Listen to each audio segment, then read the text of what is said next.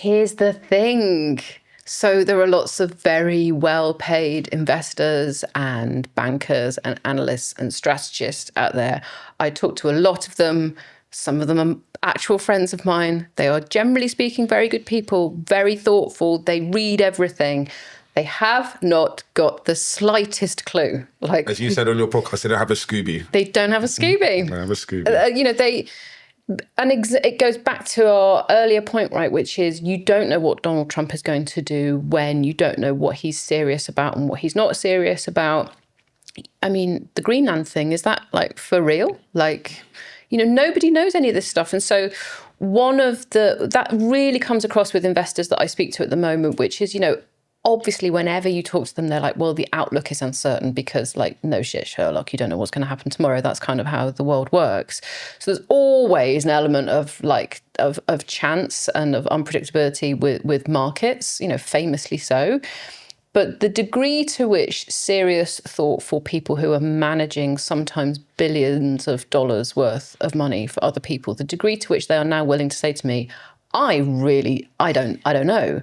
So you got to do two things. You got to spread your bets, right? So again, if you've gone all in on American exceptionalism, you're probably doing it wrong. You should spread your bets a bit, have a little bit in China. Maybe they're going to crack this AI thing and make it cheap for the whole world. Hooray.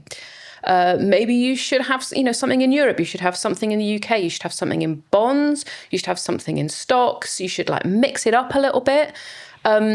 So that's what people are doing. They're mixing it up, they're spreading their bets, and they're being very willing to change it all up at the drop of a hat, because you've got to be nimble because policy is so all over the place.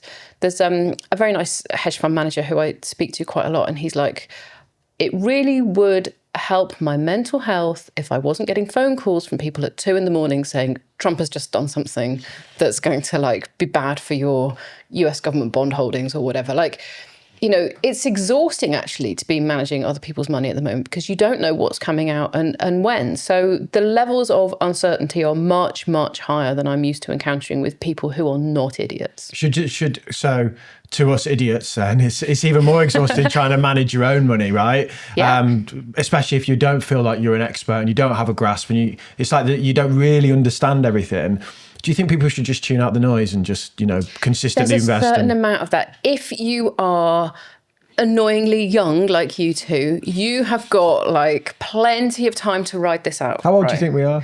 Hey, don't tell them, mate. They all think I'm 30, mate. Don't tell them my age. Well, you just gave them a clue there. Yeah.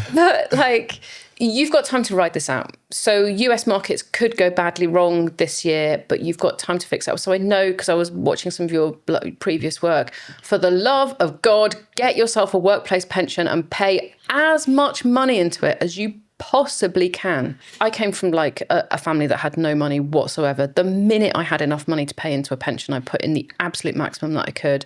And I'm glad for that every day. And there have been good years and there have been bad years, and I have barely looked at it. I'm just it's fine. You just do your thing. It will grow over time. You've really got to do that, and you've really got to be patient. The other thing, if you are doing some sort of investment that's layered on top of that, in addition to a pension that's been managed professionally, only invest what you can afford to lose, and don't put all your eggs in one basket would be not my financial advice, because I'm not a financial advisor, but that's common sense. How many people have I got to get here that say global index, or spread it around a bit before you just say I'm right? It's true, though. It is true. That was a clip from our full-length conversation with markets columnist from the FT, Katie Martin. You can watch the full episode right here. It's lit.